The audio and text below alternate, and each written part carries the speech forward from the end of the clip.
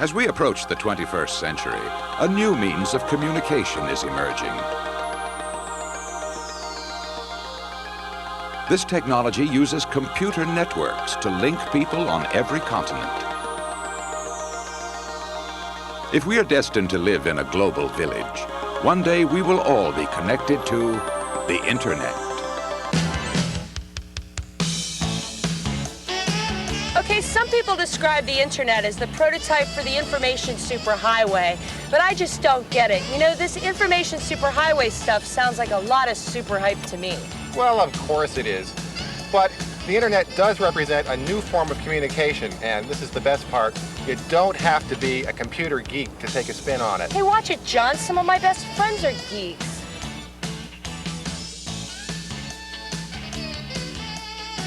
The Internet Show is made possible by support of the Compaq Computer Corporation through the Compaq Foundation, developing technology for developing minds, and by annual financial support from viewers like you.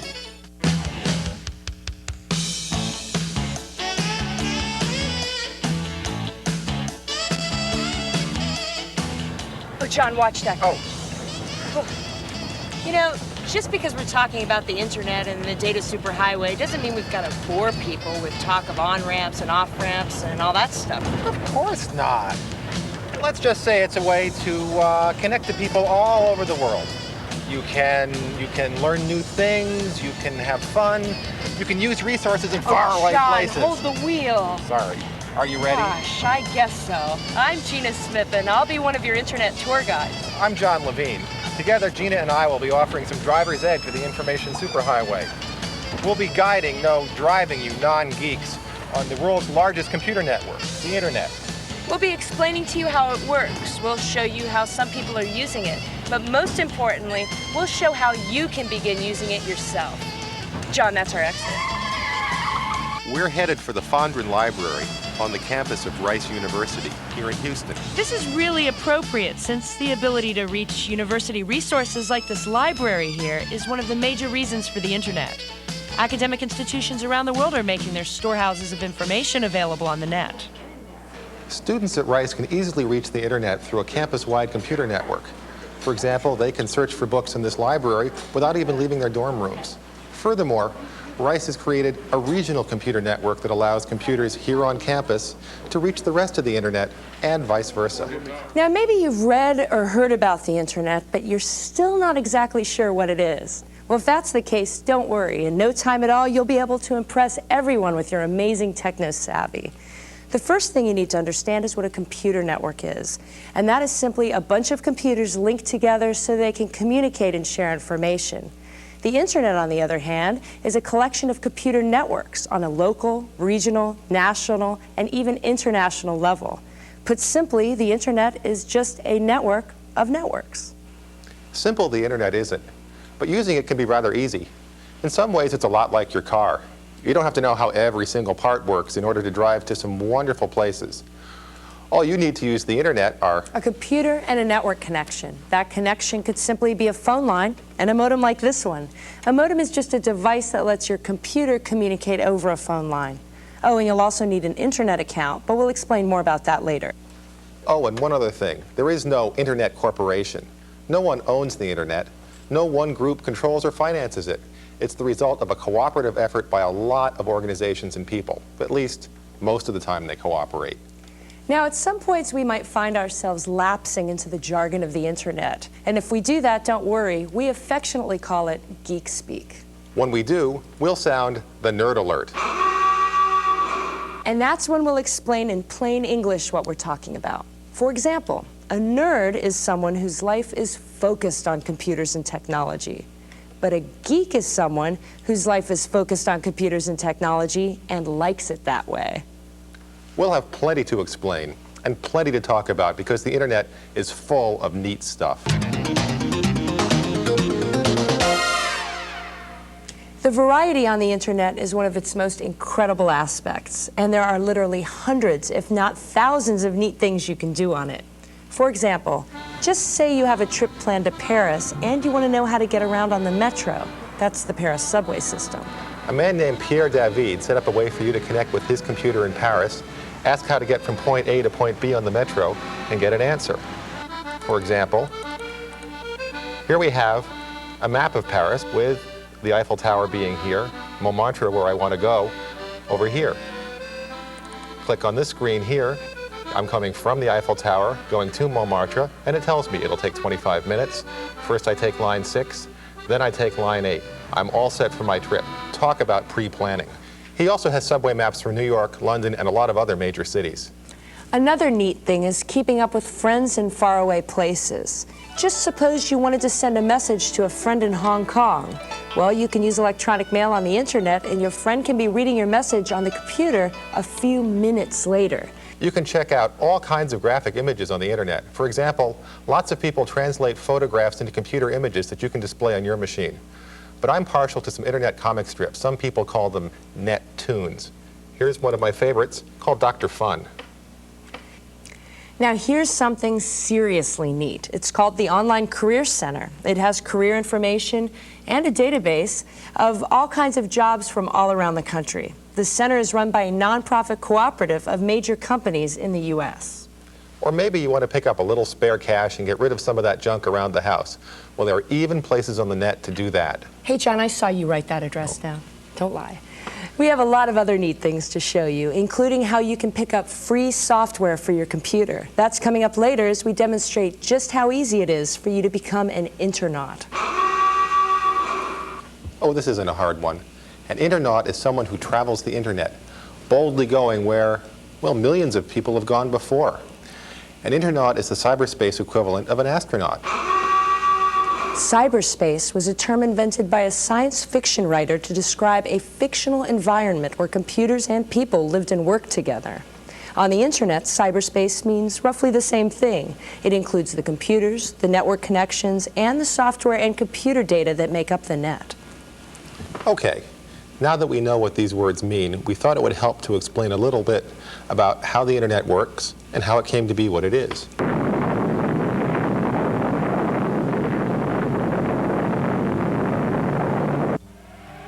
The predecessor of the internet was a child of the Cold War, first developed by the Defense Department's Advanced Research Projects Agency, or ARPA, partly to ensure that data communications could survive in case of a nuclear attack. Created in the late 1960s, ARPANET first connected 4 computers at California and Utah campuses using a new networking technique. It allowed researchers to run programs on remote computers. Later, other research institutions and military sites were added. The idea was that even if one part of the system were damaged, the rest would still function, and it worked. By 1990, the network, by then known as the Internet, had developed to the point where ARPANET was no longer a significant part of it. So ARPA dropped out, and organizations such as the National Science Foundation started maintaining the Internet. And for the first time, commercial users began joining it. The story of the Internet is still unfolding.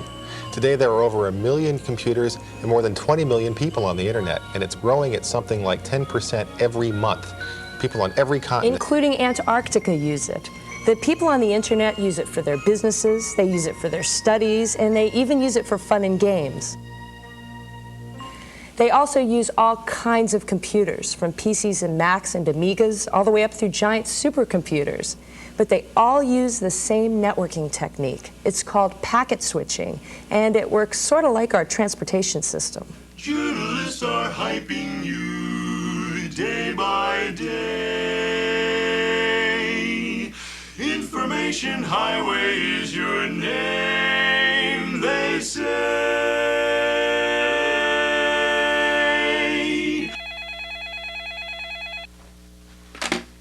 Hello. Now let's pretend for a moment that our information superhighway quartet is really a message that we're going to send across the country on the internet. All 4 of the Golden Throats have laryngitis and have had to cancel out of New York tonight. I said we'd fill in for them. Well, that is pretty short notice. How fast can we get to New York? How fast can we get to the airport? Within the confines of their own city, transport is pretty easy since the roads they have to take are all connected. That's why their car has no trouble negotiating the route to the airport hub. In the same way, a computer file has no trouble reaching its destination on a local computer network, because such networks are designed to accommodate movement of files. I've got your tickets right here. Mr. Wilson? Yes. There's only one seat left on the nonstop, and it's yours. It's boarding right now. Mr. January? Me? You're on a flight. Once our file reaches an internet hub, the switching computer may assign parts of it to different paths because routes are too full to accommodate the entire file all at once. So the file is divided into packets of information. Everything else was booked. Oh, no. You have to fly to Denver, change planes, fly to Chicago, change planes again. Because our quartet hasn't made travel arrangements in advance and the planes are nearly full, they have to split up too. Members of our quartet board planes that take different routes also, but they all arrive at the same destination. On the internet, a computer reassembles the message so you can use it. Our quartet reassembles too, and that's an illustration of how the internet moves data from one place to another. Highway, I'm online with you. Now that we've come in for a landing, when internauts are online, what's their favorite activity? Now, I bet that's a rhetorical question, and now you're just going to have to tell us, right? That's what I'm here for. You can do a lot of different things on the internet, but more than anything else, people use it for electronic mail, or email for short. Email consists of messages sent through a computer. And on the internet, you can send email to the millions of people who have internet addresses. This includes people who have accounts with commercial services such as CompuServe, America Online, Prodigy, Delphi, and the like. In order to send mail, you have to first understand internet addresses, which are based on the domain naming system. Let's show you what we found when we went out with our camera. The abbreviated word on the right, GOV, means this is part of what's called a government domain. NASA is a subdomain, as is JSC, which stands for Johnson Space Center. Now see how the words are separated by a period or dot. Now notice that the name on the left is separated from the rest by an @ symbol. That's the username. Sometimes people use their real names as usernames, and sometimes they use nicknames, like astronaut. COM means this is part of the commercial domain, either a business that's directly on the net or a provider of internet access for business people. In this case, IECC is the company providing access to the net. Another domain you'll see on the net is EDU for education. It's used by faculty, students, and administrators at educational institutions. And if you send mail overseas, you'll find that addresses usually contain a 2-letter abbreviation for the country, such as TN for Tunisia, or UK for the United Kingdom. Now, email has several advantages over regular mail, or snail mail as the internauts like to call it. One of the biggest advantages is that messages reach their destinations, what we call electronic mailboxes, almost instantaneously. Let me show you. Now, I can bring up my mail here, and you can see I have a message from a coworker who wants to see if there's a day next week I can fly in for the budget review meeting. Well, I hate budgeting, and so I better reply right away. I can do that just by clicking on this reply button here. And I'm going to make up some sort of excuse. Sorry, I have the flu. Maybe he'll buy it. Now, I can also insert information from his message so he'll remember what I'm talking about. You see include original, and put it right here, and I can send it along. And he should be getting it right about now. Now he knows when I want to meet with him, which is definitely not next week or anytime soon, and it all happened within a minute or two, even though he's in New Jersey and I'm here in Texas. If other coworkers need to see that message, you can, with just a few clicks or keystrokes, send it on to them. Or maybe you want to send the same message to a number of people. That is no problem. And you can attach computer files to your notes so you could forward a lengthy letter without having to retype it. That means that email really is much more efficient than regular mail or faxes. But there is one thing we should point out, and that is that your computer screen may look a lot different from what we've shown you here. We've shown you screens that use color and graphics, but many services on the internet are text-based and may just appear in black and white, like this screen we're showing you here. It really all depends on who's providing your internet access and on what software you're using. The internet has many different looks, but whatever the screen, the concepts are more or less the same. Let's look in a little more detail at what's involved in sending and receiving electronic mail. I've switched to my mailbox here, and what do you know, here's a message from Doug. So I'll click on the View button here, light up this message, and it says, Gina says she's too sick to come to the meeting. Can you come instead? Well, how about that? So now I specifically click on Reply. It's addressed it. It says to D. Evans, which is his electronic mail address. It has a topic about the budget meeting. So now I'll just type in an answer. I'll see how she feels tomorrow. I don't have to sign it. It automatically puts my return address on it. So I send it. But before I do anything else, let's just take a quick look and think, Gina didn't look so sick. I'll make a new message here and send it to her. So I have to address this one specifically. It goes to Gina. Then I have to set a subject. How sick are you? And type in a message here. Doug says you called in sick. You looked okay kayaking yesterday. Before I send this off, I'm going to make one more change. I'm going to send a copy of it to myself to keep a copy for my files. Set that. So now I've set it, I'm sending it to Gina, sending a copy to myself, set the subject, and send it off. So that's really all there is to sending electronic mail. It's as simple as that. People like email because it changes the way they communicate for the better. In West Virginia, junior high students in the small and isolated town of Harts used email on the internet to get help with challenging science projects. The students love the internet. They love to communicate to people all over the country, all over the world.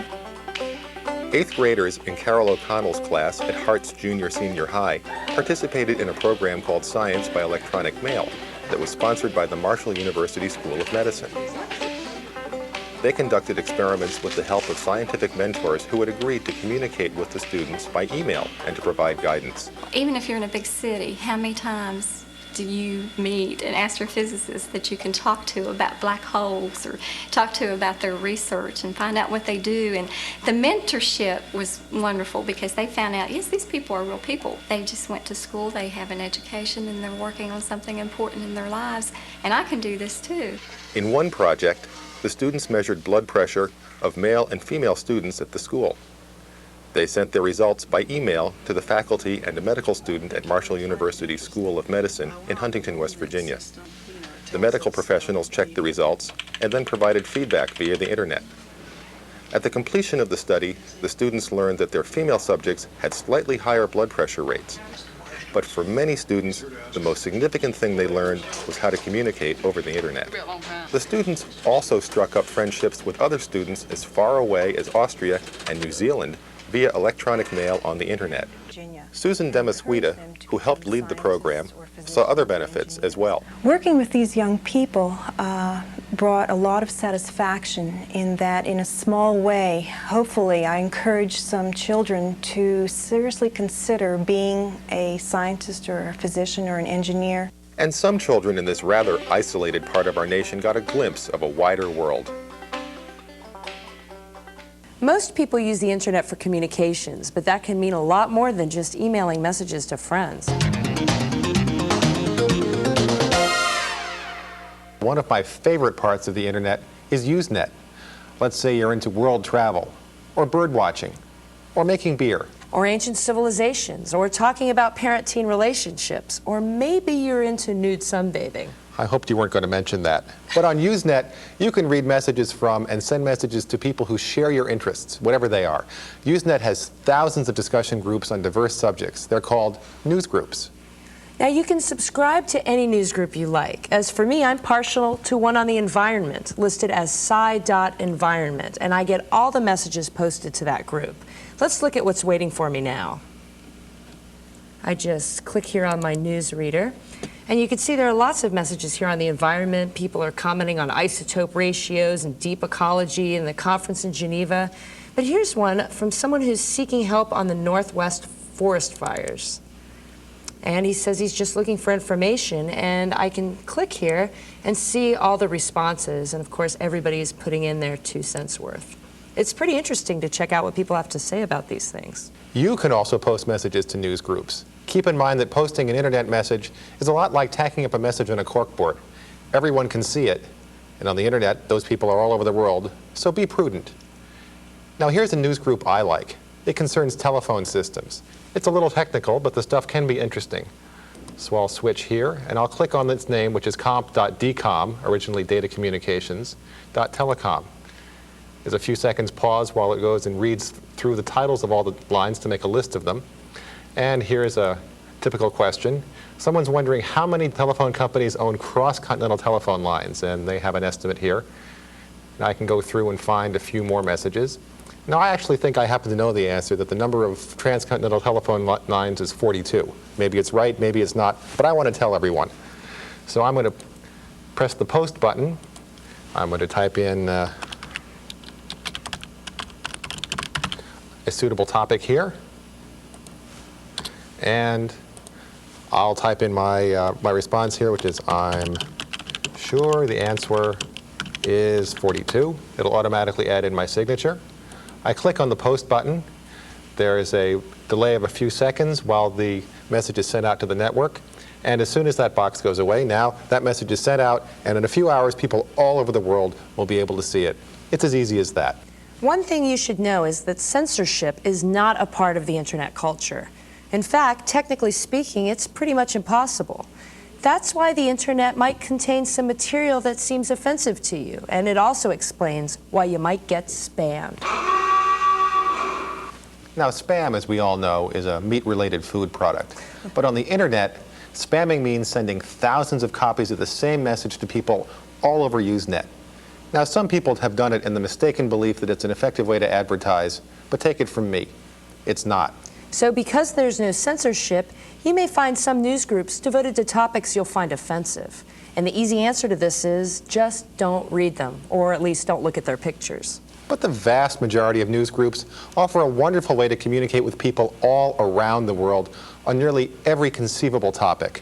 This communication can even have some influence on history. For example, when Russian officials attempted a coup against President Gorbachev in 1991, the internet played a crucial role in thwarting it. The plotters struck while Gorbachev was on vacation. They hoped to expand their limited support by controlling the flow of information to the West, and particularly to the Russian people. They censored the news and most Russian media and restricted phone links to the West. Television was reduced to playing just operas and old movies. But the plotters forgot about a Russian computer network named Relcom. Mikhail Sergeyevich Gorbachev. Mikhail Gorbachev is now on vacation. He's undergoing treatment. It was kind of, you know, when you see TV going up with all those faces reminding Stalinist ministers, it was kind of a chilly feeling. Like a flashback to the past. Some Yeltsin's helpers were running around the city trying to find photocopiers. The first piece of paper we got was the first decree by Yeltsin, and we simply typed it in, sent it to the network, and made copies they wanted. When we got quite a lot of requests for more information from people on the net, we contacted Yeltsin's people and asked them to provide us regular information. Vadim was glad to hear from friends in the West who wanted to help.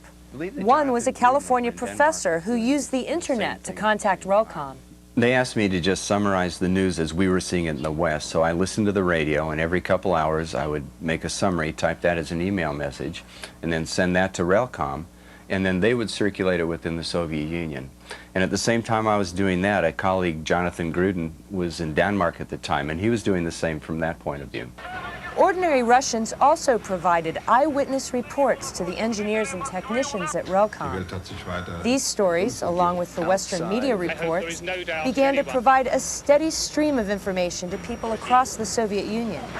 Relcom workers also posted the decrees of Boris Yeltsin, even though Russian media was mostly silent about Yeltsin's defiance.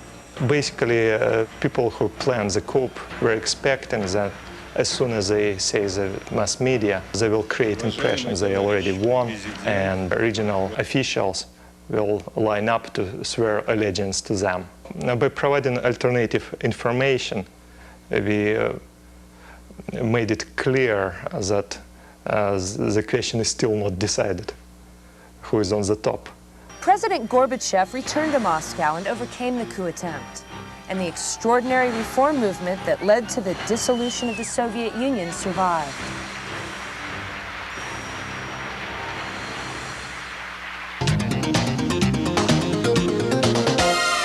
Another way to find groups of people who share your interests is through mailing lists, or lists for short. Lists serve pretty much the same function as Usenet. People send messages back and forth to other people interested in the same topics. But with lists, the messages are delivered straight to the electronic mailboxes of the recipients as email. For example, here's a list called Dairy-L. It's a list of interest to dairy farmers. There's topics on flies in the barn, milk marketing, diseases that cows get, and lots of other topics that actual dairy farmers, of whom there are a surprising number on the net, are interested in. Subscribing to this list is very simple. All I have to do is send a brief email message to the list administrator. So here I send a message to the administrator, which is named listserv@umdd.umd at the University of Maryland. The subject doesn't matter. And the contents of the message is subscribe, Dairy-L, and my actual name. Send this off, and now I'll get all the messages from that list. I subscribe to lots of other mailing lists as well. Two others I like are called Frequent Flyer, for people who fly a lot, and one called ComPriv, about the future of the internet as it moves to private commercial operation. Another great example is a list for movie reviews and comments. But watch out, some active lists could dump as many as 100 pieces of mail in your mailbox every day. Subscribe to a few lists and you might end up canceling the rest of your life just so you can keep up with your email. Fortunately, it's just as easy to unsubscribe as it is to subscribe in the first place. Nobody has a complete list of all the mailing lists on the internet. I don't think there is a complete list of anything on the net. But a good place to start is with a computer at MIT. Its email address is mailserver@rtfm.mit.edu. Let's send it a message. I create a message. I set the address.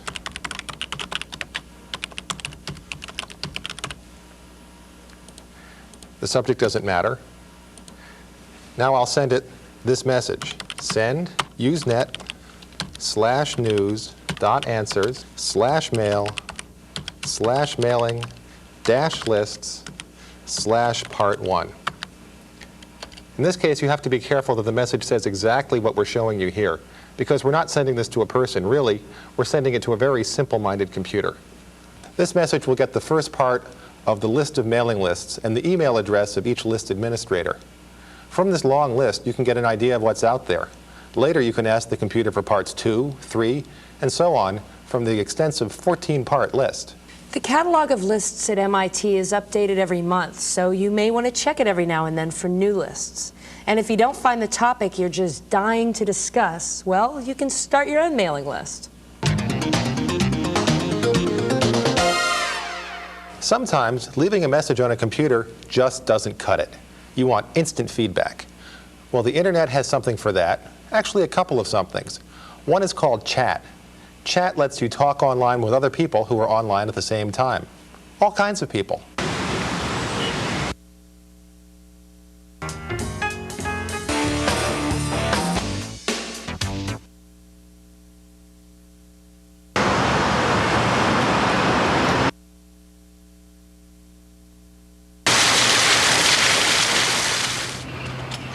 Jennifer Sutton works at Gallaudet University in Washington, D.C. Because she has been deaf since she was 12 years old, Jennifer sometimes has difficulty communicating with the majority of people who are not deaf. Often, they can't use American Sign Language, and it's not always possible for Jennifer to read lips. But Jennifer has found a new way to communicate with people at work and at home. Gradually, I started hearing more and more about internet, and I decided to try it out. I've used it a lot for email and a little bit to talk to people. Sometimes I use IRC or Talk or something like that. Jennifer has met literally hundreds of people on the net, people who talk to her by typing messages on their computers. I think IRC really helps me to develop new interests and new contacts. I've met a lot of people through IRC who are working in the same field or have the same beliefs. Most of the time people don't realize I'm disabled. I just type, they type. There's no way for them to know that I have any kind of disability. It never really comes up unless a person asks for my phone number, and then it comes up, but the rest of the time, never. Quite a few deaf people use the internet, but you're not likely to know it when you're chatting with one unless he or she decides to tell you. The most widely used chat program is something called the Internet Relay Chat, or IRC. If your system permits, you simply type IRC, or you click on it like this to start it right up. Once you're in, you'll often find hundreds and hundreds of simultaneous conversations going on. To get a list of what the topics of these conversations are, you simply type /list and enter to get a list that is here in this little box. Now, I happen to know that there's a discussion group here called TV Show, and I open it up and you can see there are people here talking. Just to let everyone know I'm here, I'll say hello, are you there? And we'll see if we get an answer. You know, this is a lot like the old CB radios, because what you're really doing is all talking to each other on the same channel for a while, and people come in and have your arguments, etc. Now, there are a lot of other commands you can do here. You can find out what they are simply by typing /help at the prompt, and it's as easy as that. Chat is mostly used for gossiping, which can be fun, but some of the people whose job it is to keep computer servers up and running regard chat as a computer resource hog and not very useful.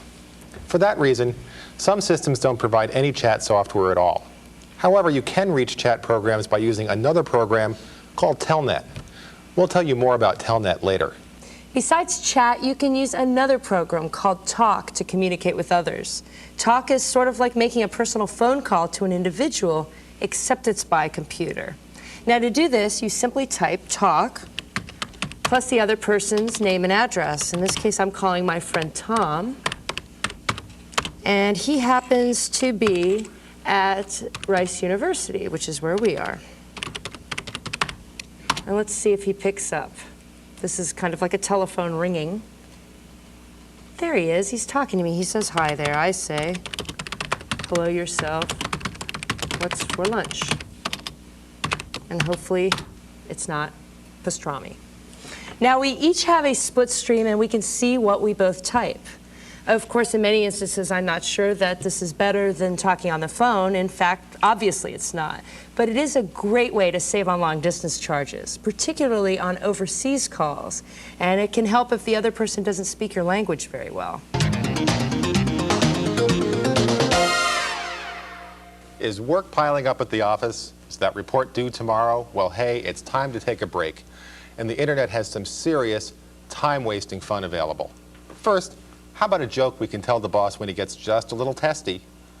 One Usenet newsgroup is called rec.humor, but often the funny quotient is a lot higher in another newsgroup, rec.humor.funny. Let's take a look at what's in that group today. Here's a bunch of jokes. Let's take a look at this one. I'm on a bus. The driver announces that smoking is prohibited and punishable by a fine of several $100s. Suddenly a baby starts crying. Come on, kid, you're 6 months old. You can make it without a cigarette. Oh. Well, tastes vary, but you get the idea. Has anyone ever said you live in a fantasy world? People create their own on the internet all the time, and they use them to role play with other internauts. Maybe you remember a game called Dungeons and Dragons. Well, a generic term for these kinds of games on the internet is multi-user dungeons, or MUDs for short. Somewhere in the world, someone has devised an artificial social environment on a computer. It might be in the year 3000 on the planet Jupiter, or it might be the 9th century AD in a mystical land on Earth. MUD players can join that society and take roles within it. They interact with other players. Many of the games involve combat and other forms of violence. You may face trolls and other horrible creatures in order to gain the hidden treasure or the fair damsel. But other MUDs are much more peaceful, and you don't have to worry so much about being killed all the time. In fact, one thing you should definitely remember is that this fantasy world is in your own head. In reality, you're only typing words on a computer screen. Just keep telling yourself that, no matter what. I like to jolt myself back to reality with a caffeine-laden soft drink. And there's something of a tradition about this among computer geeks. Some like their fizzy water so much that they have engaged in some serious time wasting and created online soda machines. Here, for example, I'm going to connect to a machine at Carnegie Mellon University in Pittsburgh. Looks like it's empty. Must have been a long night last night. If you're a serious hacker, you want to know if the machine is out of your favorite beverage, or maybe you've set up a charge account so that even if you're out of change, you can still buy a cold one. Or if you're into coffee, there's a well-known online coffee pot at Cambridge University in England. It has a video camera trained on it all the time. So just in case I need a cup during my next visit to England, there's one cup left, I better hurry.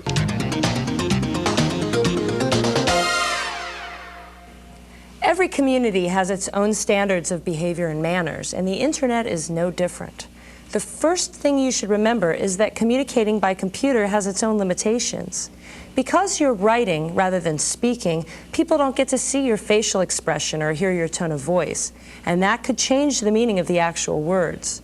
So pay careful attention to what you write and how you write it. For example, messages written in all caps are taken as though you're shouting. That seems awfully rude. And speaking of rude, there's flaming. Flaming. Unusually pointless and excessive outrage in electronic mail has become so common that it's now got its own name, flaming. If you receive an angry message, you've been flamed. Unfortunately, a few people seem to enjoy sending these kinds of messages. My recommendation is that even if you get a really offensive message and you just have to reply, don't. In 20 years of using electronic mail, I have never regretted not sending an angry message. And I have regretted sending a few. Now, why would anyone send an angry message to you? Well, there are a few things that make internauts grind their teeth, and one common mistake that newbies make all the time is to... Newbies. That's a term for newcomers to the internet. Like most newcomers to any society, newbies tend to make a few social mistakes or violate a few customs. And of course, people who got there slightly ahead of a newbie sometimes like to lord it over them. Okay, now a common mistake that newcomers make is to leap into newsgroup discussions without first observing the dynamics of a particular group. What's an acceptable comment to one group may not be acceptable to another. It's best to read what others are saying for a while before you join in. Hanging around like this is called lurking. Remember, lurking is good. Another bit of netiquette revolves around FAQs, or frequently asked questions. Nearly every Usenet group on the internet has a list of FAQs and the answers to them. While people on the internet can be extremely helpful, they really don't like wasting their time answering the same question that's been asked over and over before. So please, read those FAQs. If your question is computer related, you could read the manual first. And if you can't get the answer that way, then ask. And if you want to send a message with a little humor in it, there's a way to show that intention too. You can type what we call a smiley. Here's one. Now just turn your head sideways and you can see how it works. There's a variety of these things. They're called emoticons, and lots of internauts use them. Okay, we've told you about news groups, about chat and talk. Now, if what you really want is to find and get cool stuff like free software on the internet, well, you might need a Gopher, or maybe Archie. And if you like Archie, you should definitely get to know Jughead and Veronica. The internet is growing so rapidly that it's difficult to keep up with all the resources available to us internauts. That's why it's a great idea occasionally to surf the net, just to see what's out there. And once you find something neat, you'll probably want to bring it home. One major internet surfboard is a program called Gopher. It's called that either because it will gopher files on the net, or maybe because it was created at the University of Minnesota, where the mascot just happens to be a rodent known as the golden gopher. It's easy to reach Gopher on most internet providers. You simply click on Gopher like this, or if you have a text-based screen, you want to type it and press enter, and a menu comes up. Now, Gopher is called a menu-based program because it always shows you a list of the items that you can possibly choose from. Okay, let's travel through Gopher space to Oxford University.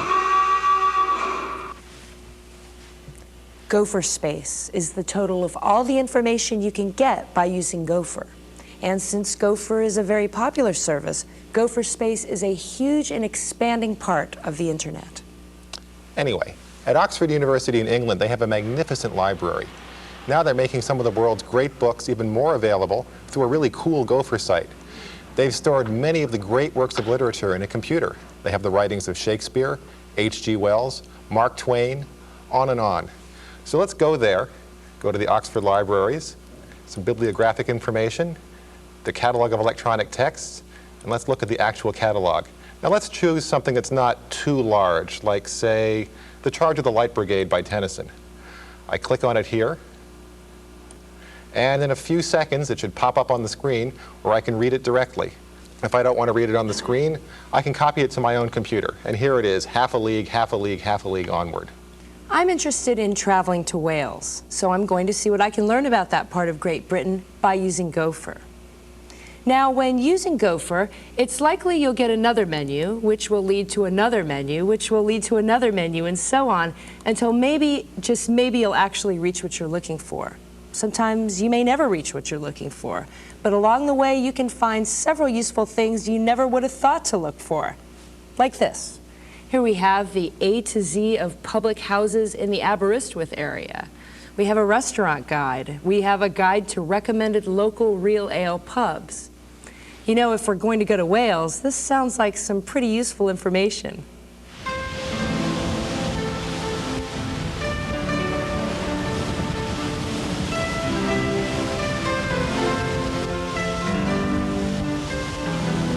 The town was born in the 13th century when they built the castle. The English built the castle. And then the railways arrived in the 1850s, and the college itself started in the 1870s.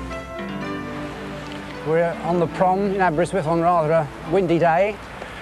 The town's got about 10,000 people in it, then students in term time and holidaymakers in the summer. Jeremy Perkins works at the University of Wales in Aberystwyth. He's also a member of the Campaign for Real Ale. Real ale is easy to find around here if you know where to look.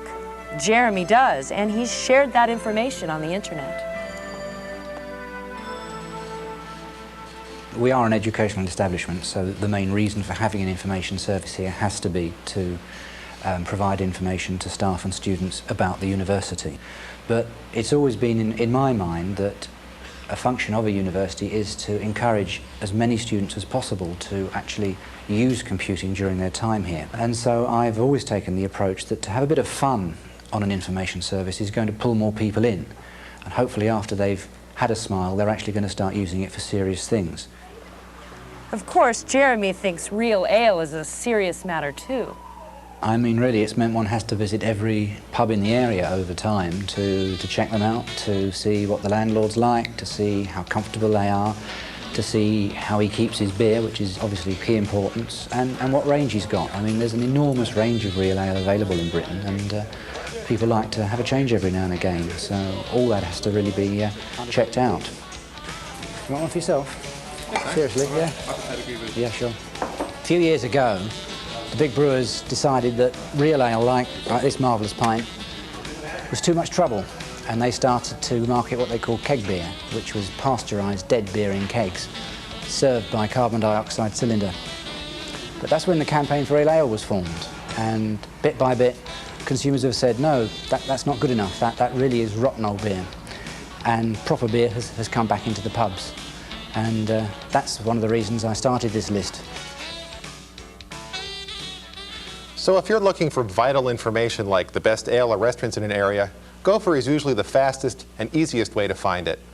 And one of the most fun. Gopher also lets you display files, copy them to your own computer, or mail them to yourself. The biggest problem of Gopher is that since it's been so successful, people have created many, many menus. So you can get a bit lost sometimes when you're looking around. But some clever computer guys came up with another way to search Gopher space, a program called Veronica. Why is it called Veronica? Well, someone once claimed that it stood for Very Easy Rodent-Oriented Net-Wide Index to Computer Archives, but I think they were just probably reading too many comic books. Veronica works with that rodent, Gopher, and with Veronica you can conduct a word search of menu titles or file titles found in Gopher space. Let's say we wanted to check out what information is available on a medical problem, like, say, back pain. You see, I'm clicking here. I'm going to connect here to a university in Germany.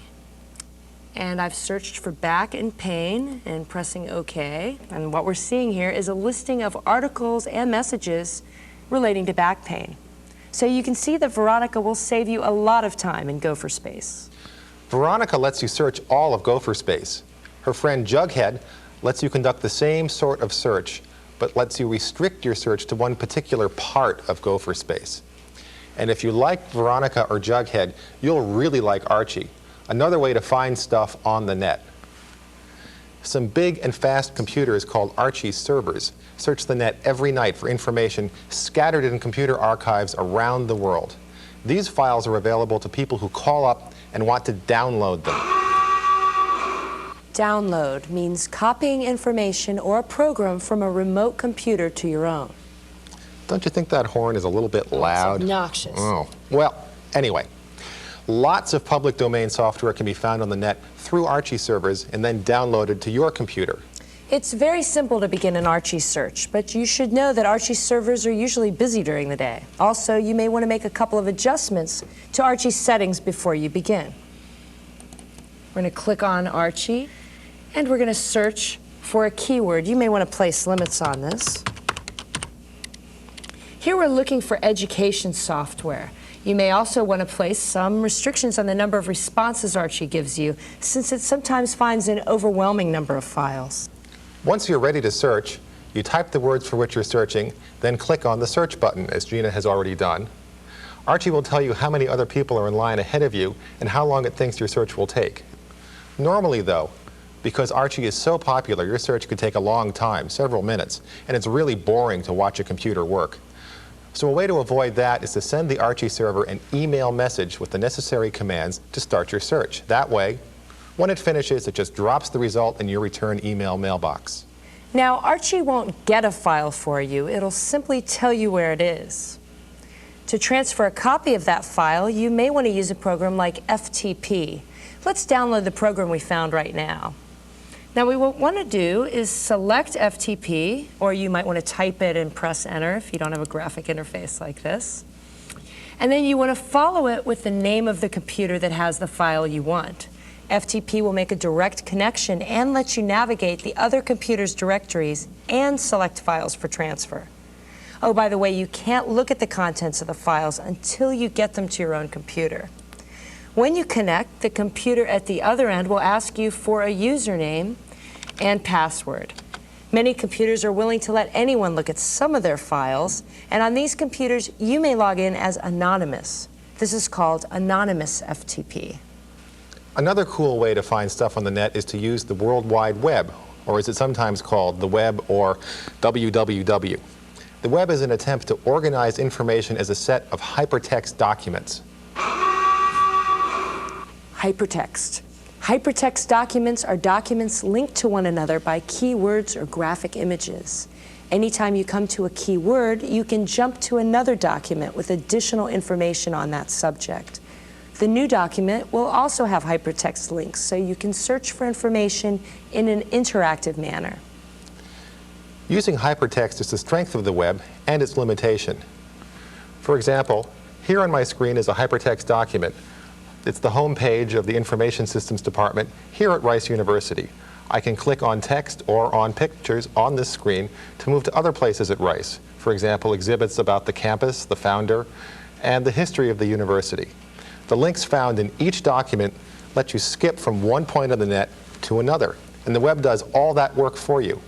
It's a neat way to do research, but the number of hypertext documents available on the net is still somewhat limited, so you may find more on a subject in a Gopher search. Now, if you're a control freak like my buddy John here, you'll love what I'm about to tell you. There's another service on the internet called telnet. It allows you to reach remote computers and control them with your computer. You can run programs that the remote computer provides, just as though your machine is a terminal on it. Let's try it out. I'm going to telnet to the Library of Congress in Washington. It's a wonderful library. They have the largest collection of books in the world. I just want to make sure they have all of my books in their catalog. I tell it to look at the catalog, at books in English. Tell it to look for books by me. Here's a bunch of my books. If I look again, it has a few more. Well, it's got most of them, but it's missing a few. Just as I suspected, there are a few books behind. Well, I'll have to send them an email message about it. Telnet is very simple to use. I just clicked on Telnet, typed in the address of the computer at the Library of Congress to get to it. Then when I was done, I clicked on Disconnect to exit from Telnet.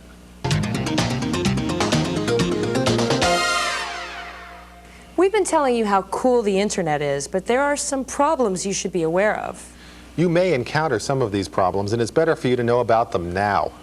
The first problem relates to ease of use. Many first-time users of the internet feel like strangers in a strange land. Much of the net is based on the Unix computer operating system, and if you're familiar with PCs or with Macintoshes, you'll need to learn a few new commands. Another secret is that not all programs react consistently to your commands. Some programs just don't translate very well from one type of computer to another, and the people who make these programs are constantly tinkering with them. So slightly different versions of one particular program may be in use on different parts of the net at the very same time.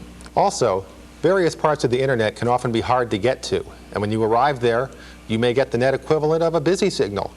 The internet is growing so fast that its computer resources are becoming strained.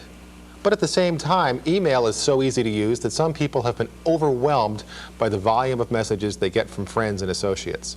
Earlier we mentioned the phenomenon of flaming, where people hiding behind the anonymity of the internet tend to go overboard in expressing their outrage. Well, there are a few people who use that anonymity to lie about who they are, and even to engage in illegal acts. But that's a tiny minority of the people on the net.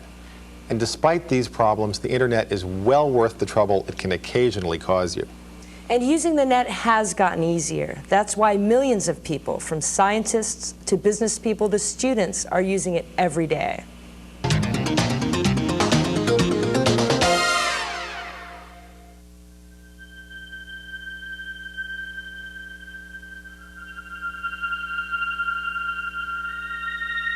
Well, there's this big crisis in cosmology right now, and we're on a long-term program to try and get the data to resolve that crisis, which in the end may point to the existence of another process other than gravity that has built the universe that we observe today.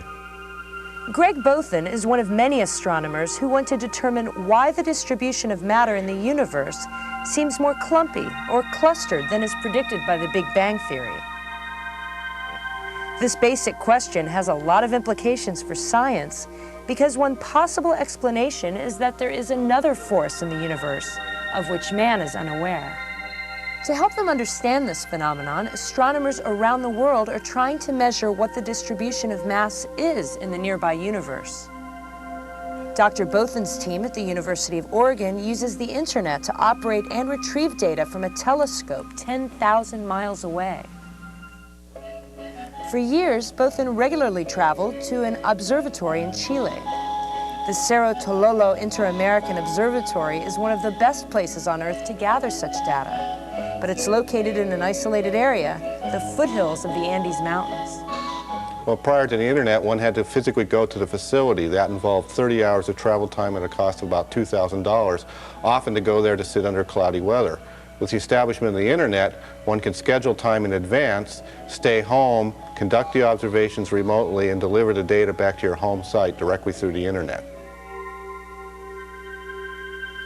Bothan analyzes the images while working at his desk.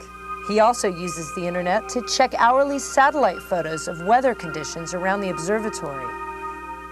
The end result? He's a lot more efficient in gathering the data he needs. And as more telescopes get on the internet, astronomers like Greg Bothan will find it easier to study our universe. Scientific research is an important use of the internet, but in the business world, the net is fast joining the telephone, the telex, and the fax machine as a standard means of communication. While there's been some controversy over how a few businesses have tried to use the net, most companies have found a way to offer goods and services without offending those who think that advertising on the internet is inappropriate.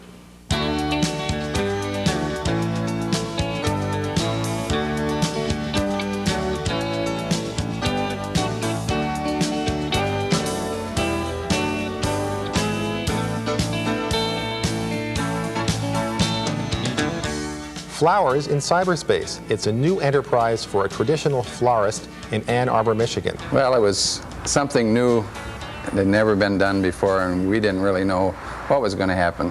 We've been real pleased with this.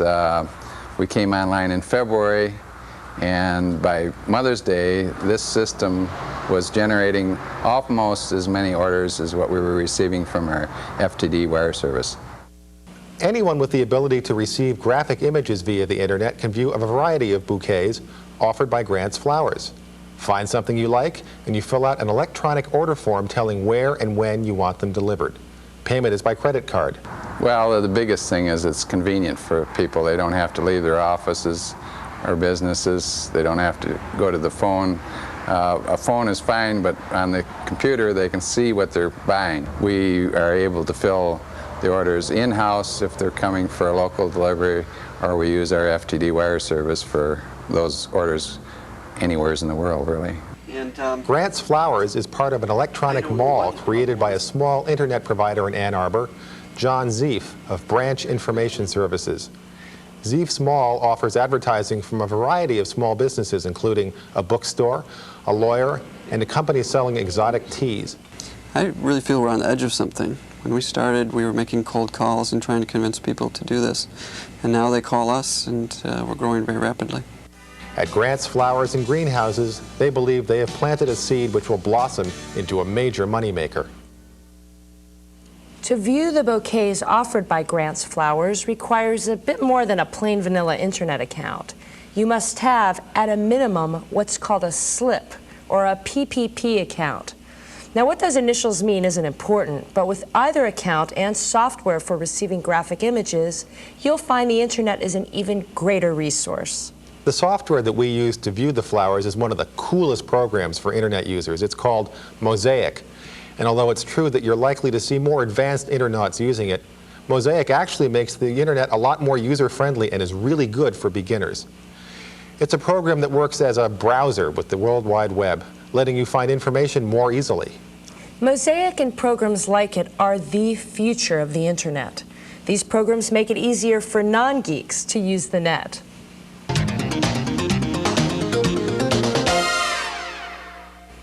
Okay, so what if you want to join the intrepid band of internauts as they search for the golden fleece of cyberspace? The golden fleece of cyberspace? I mean, what if they want to get on the net? That's better. The first thing to figure out is whether you're already part of an organization that's already on the net. This could be a college or a school or maybe the corporation you work for. Just ask. But even if that isn't the case, most cities of any size have internet providers, companies that will let you dial into their computer, which is linked to the internet. A typical price for this is a flat fee of around $20 per month. The Internet Network Information Center, or INTERNIC, has a hotline for information. It's 619-455-4600. They'll provide you basic information plus a list of the closest internet providers in your area. Oh, and one other thing. You probably ought to buy a book on the internet to help you through any of the rough spots. I think there are about a gajillion of them on the market. In fact, maybe even John wrote a couple of them.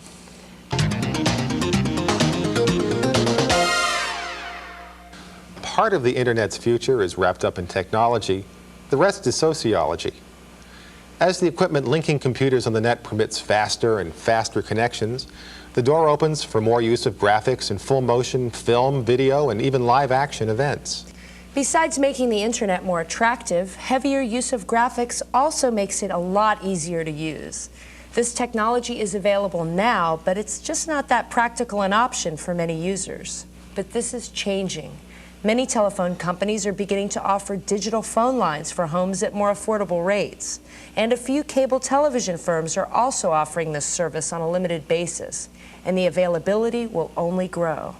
The internet also represents a new type of communication, one that permits people in separate places to meet in a new territory called cyberspace.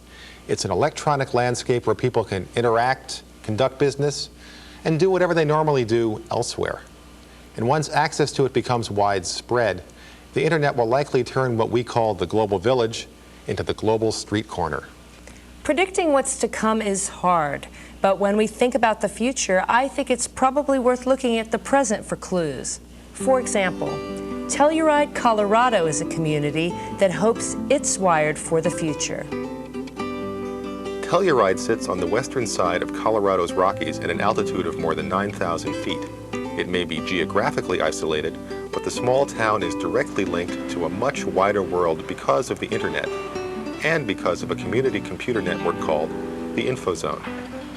The reason we created the project was with all the hype about information highways, we felt we were a little information byway, a little off-ramp, and we're really concerned about the social implications of an information society. And rather than just talk about it, we decided to model what that might really look and feel and taste like. The Telluride Institute, a nonprofit research group, helped fund the InfoZone. It maintains the equipment to link Telluride and surrounding communities directly to the internet. It also provides public access sites. The Steaming Bean Coffee House is one place where anyone may use the computer to reach the InfoZone and the internet. The InfoZone project has brought global internet connections here for local dial-up access and also provided a community network that provides information about health services, education, government, and other community activities, as well as a place to talk and conference and have conversations about issues. Well, like a lot of people who live either in or around Telluride, I have 2 or 3 jobs to be able to afford to live here. There are just so many ways of making money in town. Peter Lert is an aviation and technical writer as well as a commercial pilot. He uses the internet in all of his work. As a writer in general, I get assignments over the internet via email. Typically, I'll submit copy via internet email because, of course, in this day of electronic typesetting, they would much rather have copy come in electronically than have to be keyed in after it comes in on paper. I get all of my weather briefings over the internet or via computer. I do a lot of my flight planning and flight plan filing on the computer. And for example, right now, I'm working with some people and we're setting up an expedition to Nepal next year with a motorized glider for some weather research, and we're corresponding both among ourselves and with Nepal on the internet. The county library is another public access site. Anyone may use the computer, but frequent users of email are encouraged to open their own internet accounts. The library is an information source for the whole community. And without the internet, we would be restricted to what we have right here in the library. In a small rural community like Telluride, we really need to reach out and find out what's in other communities, talk to other people, and get information from sources all over the world. Ms. Clark also says the internet connection has made a difference in her personal life as well. As a single person, it is hard to meet people in a small community like Telluride. There are just not very many people here. I've found that I've met a number of people on the internet and formed some very nice relationships. I happened to post an ad, actually, to one of the listservs called Alt Personals, and I had about 40 people answer my ad. Men. Some people believe that communities like Telluride will become the norm in the future. They believe that the internet will help create a new social landscape where people work, learn, and maybe even fall in love.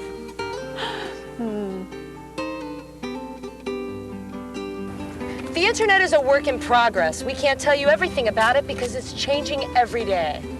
That's right. In fact, the best advice we can give you is get on it and start exploring. Let's go.